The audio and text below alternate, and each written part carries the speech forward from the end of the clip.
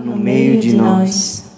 Proclamação do Evangelho de Nosso Senhor Jesus Cristo segundo Marcos. Glória a vós, Senhor. Capítulo 8, versículos 22 a 26. Naquele tempo, Jesus e seus discípulos chegaram a Betsaida.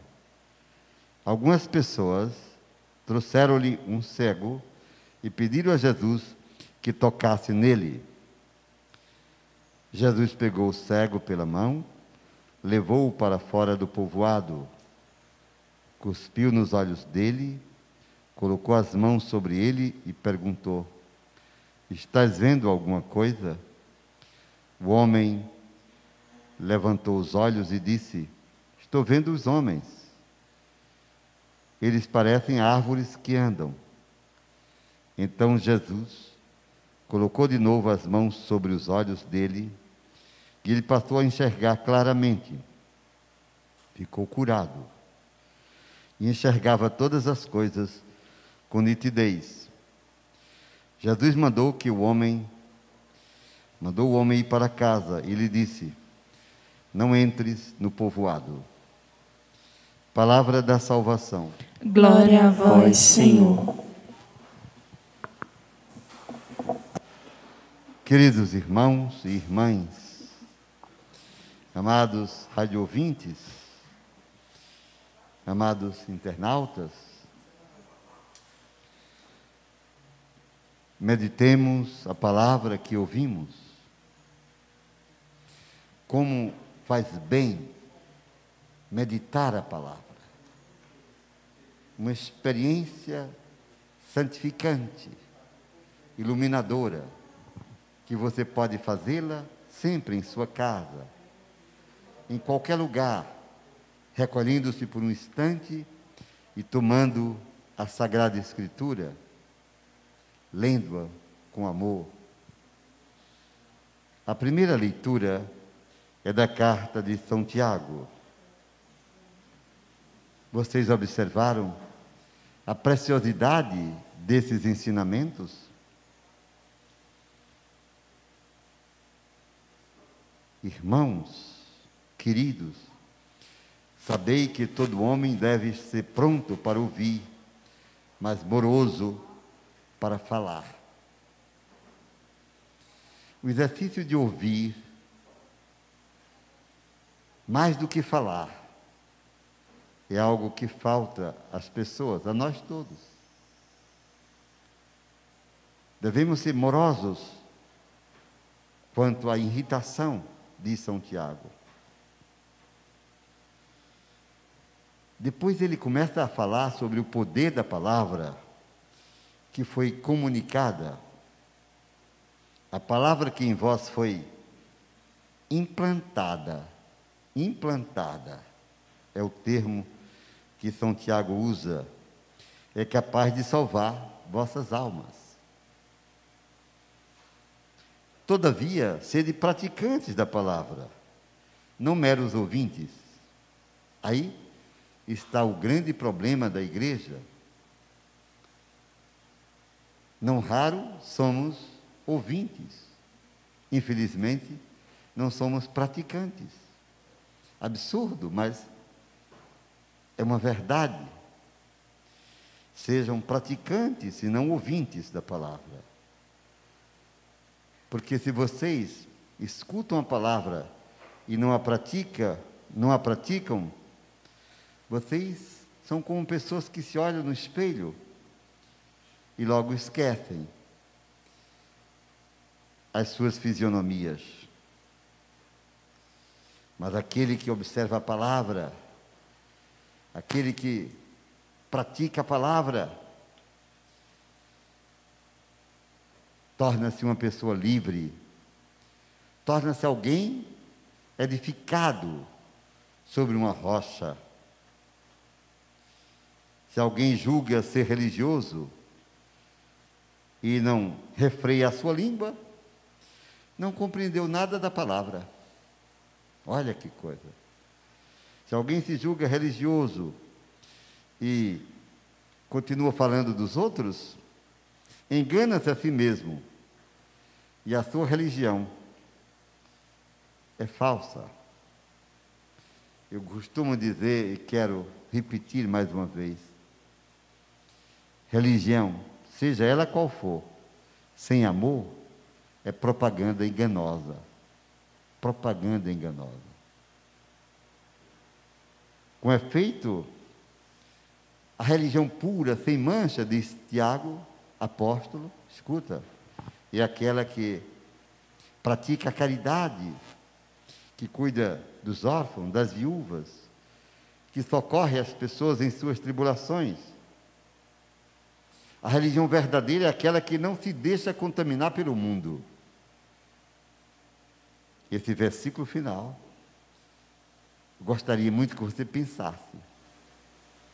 O cristão é alguém que não se deixa contaminar pelo mundo.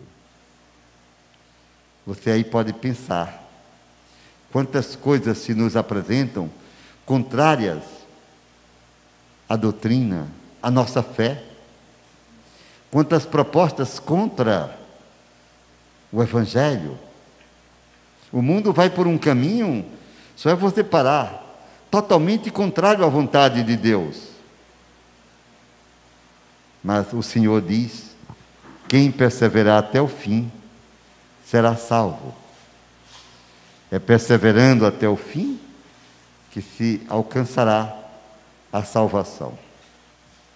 Portanto, o seguimento de Jesus é uma exigência diária de renúncia, de sacrifícios, de lutas, para nos mantermos fiéis ao que cremos, ao que carregamos dentro de nós. Por isso, no salmo que a gente rezou, ouvimos: Senhor, quem morará em vosso monte santo? Subir o monte, elevar-se a cada instante, não se contentar com essas coisas rasteiras, essas coisas inúteis, pensar mais longe, mais alto, carregar dentro de si o grande projeto, ser eterno, conquistar a eternidade, a imortalidade em Jesus Cristo. Que grande é a nossa vocação, preciosa a nossa vocação. Mas o salmista pergunta: quem subirá ao monte, Senhor? E ele responde: aquele que caminha sem pecado, aquele que se esforça para praticar a justiça, aquele que em nada prejudica seu irmão, aquele que não cobre de insultos seu vizinho, aquele que não dá valor algum ao ímpio, aquele que não aplaude o corrupto, aquele que honra e respeita os que amam o Senhor. Clareza, né? Como a palavra é luz, luz, luz. Que não prejudica seu irmão, vive a verdadeira religião. Que não cobre de insultos seus vizinhos, que não dá valor algum ao ímpio, esse é que agrada ao Senhor. Queridos irmãos, no Evangelho, na narrativa de São Marcos, Jesus está num povoado. Como sempre, as multidões o acompanham. É tão bonito e faz um bem extraordinário a gente contemplar Jesus, interiorizar. Às vezes, quando eu faço uma leitura do Evangelho, eu fecho os olhos e procuro contextualizar. Quero me transportar no tempo e ficar ali, percebendo as atitudes de Jesus, o seu olhar sobre as pessoas, seus sentimentos que a gente percebe com clareza nos Evangelhos, o seu olhar tão humano sobre as pessoas, que só poderia ser um olhar de quem é totalmente divino. Conhecer essa pessoa, sair de uma religião abstrata e dizer: Senhor, Tu vives, ressuscitaste, estás vivo em meio a nós. Nós Te amamos e queremos Te seguir. Naquele povoado de Betsaida, trouxeram-lhe um cego e pediram que ele o tocasse. Interessante a atitude de Jesus. Ele tira o cego do meio do povo, sai para fora do povoado e lá vai curar o cego. Por que Jesus não o fez ali no meio do povo? Porque Deus não gosta de coisas espalhafatosas. Parece certos programas de televisão, meu Deus, que nos gritos, quase que berrando, dizendo: o Senhor está curando. Deus não precisa disso. Deus é Deus. Deus age no seu poder, sem precisar de propaganda nenhuma. Tira o homem do meio do povo, toca os seus olhos com a saliva e pergunta-lhe: estás vendo? E o homem começa a dizer: estou vendo, mas embaraçado. Interessante, por que isso? Eu penso que Nosso Senhor chegou ao ouvido dele e disse: eu vou te tocar novamente, mas tu precisas ter fé. Porque é pela fé que os olhos se abrem, é pela fé que tudo se torna claro, é pela fé que acontecem milagres.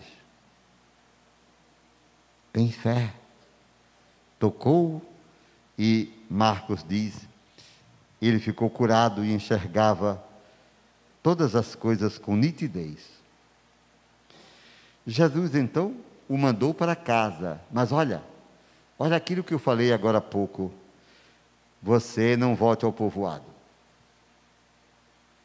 Não queria que o povo fizesse alvoroço. Olha, foi curado. Deus é Deus, Deo Deorum. Nós costumamos querer aparecer, mas saibam vocês, quando em qualquer situação, dentro da igreja, na política, na vida, alguém quer aparecer, Deus desaparece dessa pessoa. Mas quando desaparecemos e nos tornamos apenas servos por amor, Deus aparece em nós. E como é bom perceber os sinais de Deus em meio a nós. Queridos irmãos e irmãs, apresentemos agora ao Senhor, nesta quarta-feira de fevereiro, nossas preces.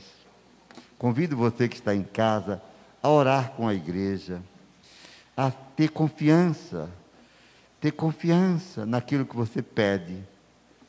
Aprenda a pedir.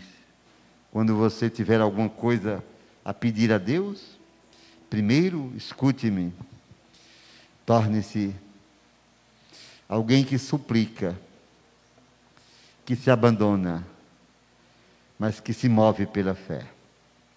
Não queira impor a Deus a sua vontade. Não queira que Deus realize aquilo que você traz no seu coração. Apresente suas necessidades dizendo: Senhor, Tu sabes tudo. Se for da Tua vontade, realiza o que eu te peço. Mas seja feita a Tua vontade, nunca, jamais a minha. Aprenda.